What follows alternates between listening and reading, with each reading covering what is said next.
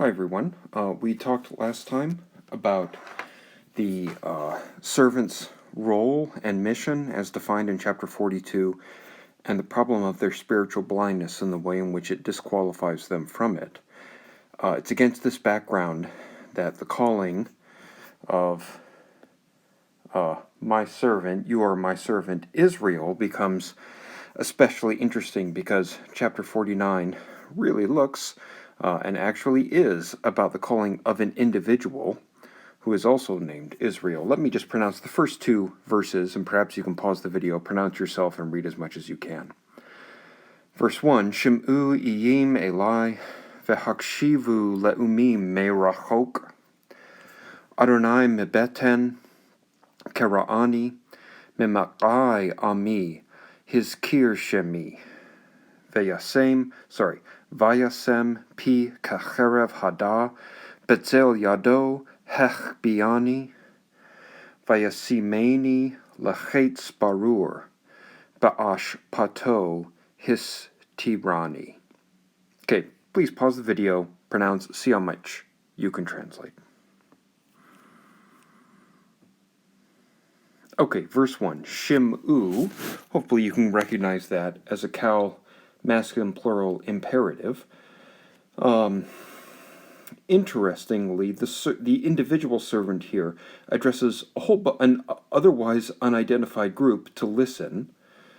Well, I guess I shouldn't say otherwise identified. Ye means islands as the object of the imperative. So here, islands to me. So this servant's birth is a matter of international notice. And then kashav, a Hiphil imperative. You have the long I vowel, you have the A vowel, and a hey out front, so a Hiphil imperative.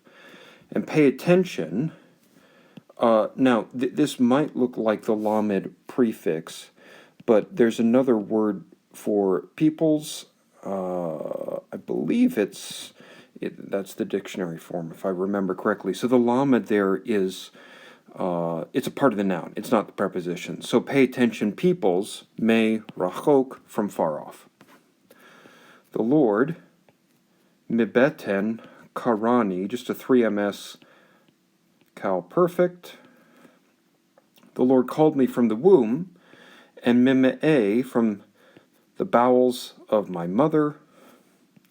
Zakar, and this is a Hiphil 3ms perfect. You have the I, hey out front with the I vowel, with the long I vowel. He zakar'd my name. He made mention of my name. If you look up the Hiphil of zakar with shame in the Old Testament, you get some interesting resonances. It's used more than once for the worship of God. That's something to poke around and look at.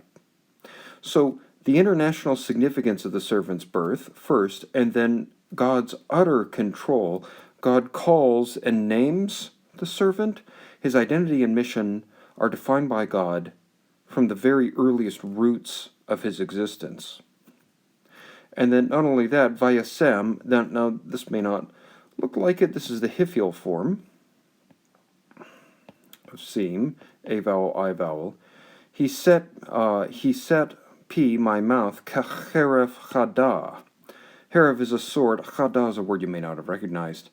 It is, it means sharp. So as a sharp sword, betzel, in the shadow of yado, his hand, and the root verb chava means to hide. You can hopefully see that that's a Hiphil 3ms with a 1cs suffix.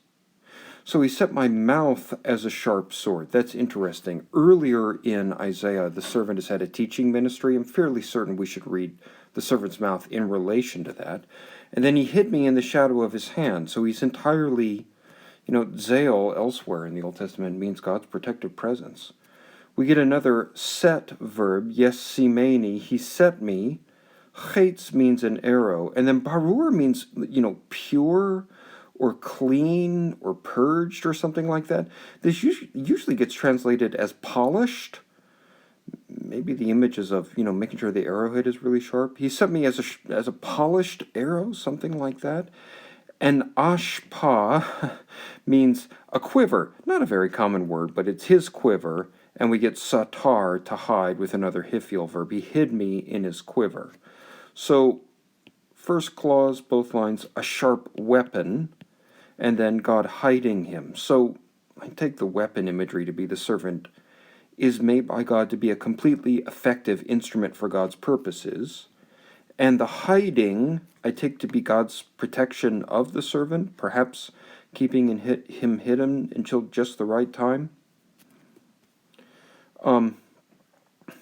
Notice we get God acting in all these verses, and here as well. It's how God acts on behalf of the servant.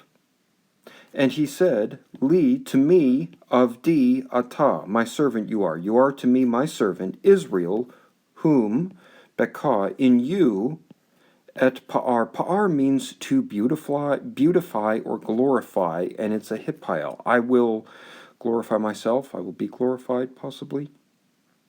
So when he says to me, you're my servant, impossible not to think of Isaiah 42. And he names this individual Israel. You are Israel in your own person. You are everything I meant my people to be.